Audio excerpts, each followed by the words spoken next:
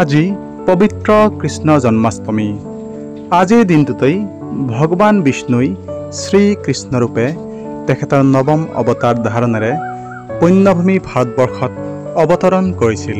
নিশাৰ গভীৰ শিল বৰষুণৰ মাজতেই অত্যাচাৰী শাসক কংসৰ কাৰাগাৰত বাসুদেৱৰ ঔৰসত আৰু মাতৃ দৈৱকীৰ গৰ্ভত ভগৱান শ্ৰীকৃষ্ণই জন্ম লাভ কৰিছিল। আৰু তেখেতৰ আজিৰ জন্মদিনটো সমগ্ৰ ভাৰতবৰ্ষৰে হিন্দু ধৰ্মাৱলম্বী লোকসকলে কৃষ্ণ জন্মাষ্টমী হিচাপে খুব উলহ মালহেৰে পালন কৰে। আমাৰ অসমতো ঐতিহ্যমণ্ডিত হৰফুক বা বৰনগৰৰ শ্ৰী শ্ৰী গৰখীয়া গোসাঁই থানতো প্ৰতি বছৰেই তেওঁৰ জন্মদিনটো কৃষ্ণ জন্মাষ্টমী হিচাপে ধুমধামেৰে পালন কৰা হয়। দৰ্শকক মই উদয়নে স্বাগতম জনাইছোঁ। আমি আছোঁ এতিয়া ঐতিহ্যমণ্ডিত হৰফুক বা বৰনগৰৰ ঐতিহ্যমণ্ডিত গৰখীয়া গোসাঁই থানত। আৰু আজি সমগ্ৰ ভাৰতবৰ্ষতে হিন্দুসকলৰ যি পবিত্ৰ উৎসৱ কৃষ্ণ জন্মাষ্টমী পালন কৰা হৈছে। আৰু এই ঐতিহ্যমণ্ডিত বৰনগৰৰ গৰখীয়া গোসাঁই থানতো আজি খুব ধুমধামেৰে প্ৰতি বছৰৰ দৰেই কৃষ্ণ জন্মাষ্টমী পালন কৰা হৈছে। আৰু ইয়াত আপোনালোকে দেখি আছে আচলতে সহস্ৰাধিক বা অগণন ভক্তৰ সমাগম।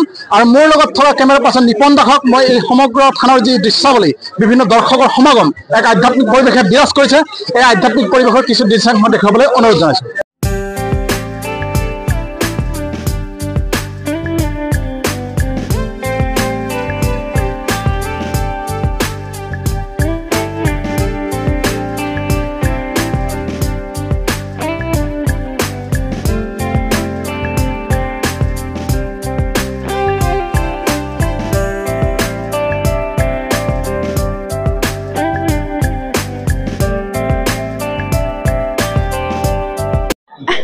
আজি আমি গৰখীয়া থানত আহিছো, আহি খুবেই ভাল লাগিছে।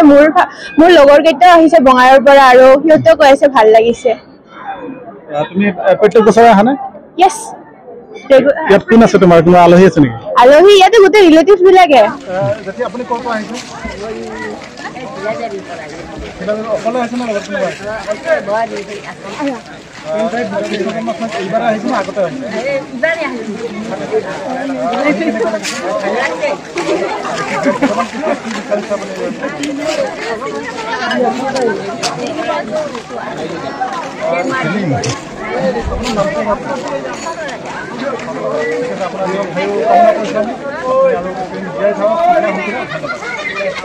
আপোনালোকে দেখি আছে আমাৰ ঐতিহ্যমণ্ডিত গৰখীয়া গোসাঁই থানৰ আচলতে এডাল বিখ্যাত গছ, গামোচা বন্ধা গছ।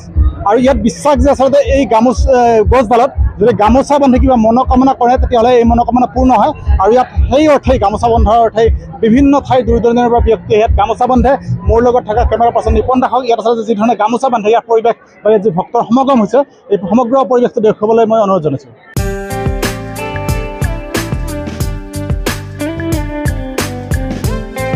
ভাল লাগিছে। আৰু গামোচা বান্ধিছে নেকি? হয়, গামোচা বান্ধিছো। আৰু ভগৱান কৃষ্ণক আচলতে কি মনোকামনা কৰিছে আজি? মোৰ ছোৱালীজনী এজনীয়ে আছে, ছোৱালীজনী যাতে ভালে কুশলে থাকে, তাই পঢ়া শুনাত আগবাঢ়ি যাব পাৰে, ভাল মানুহ হ'ব পাৰে, এইখিনিয়ে। ধন্যবাদ। Thank you. ক'ৰ পৰা আহিছা? আমি বৈদ্যামাৰীৰ পৰা আহিছোঁ। মানে ইয়াত আহি কিবা এটা ভাল লাগে আৰু প্ৰতি বছৰে আহোঁ আৰু প্ৰতি বছৰে আজিৰ দিনটোত আহোঁ আৰু ভাল লাগে। মই অদলাগুৰিৰ পৰা আহিছোঁ।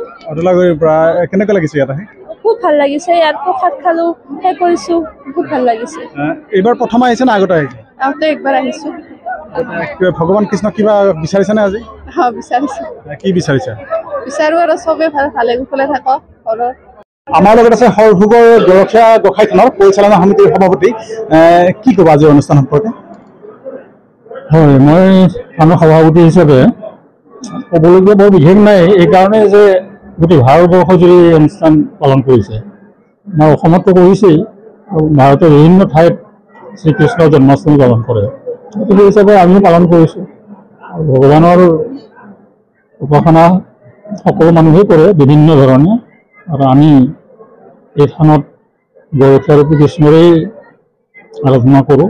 এই হিচাপে কৃষ্ণৰ যিটো জন্মাষ্টমী উৎসৱ, এই উৎসৱত আমি ভাৰতীয় ৰাইজৰ লগত বা অসমৰ ৰাইজৰ লগত সহযোগ কৰিছোঁ। আৰু আমি বহু বছৰ ধৰি অৰ্থাৎ একেবাৰে 100 বছৰ নহয়, তাৰ আগৰ পৰাই আমি পালন কৰি আহিছোঁ।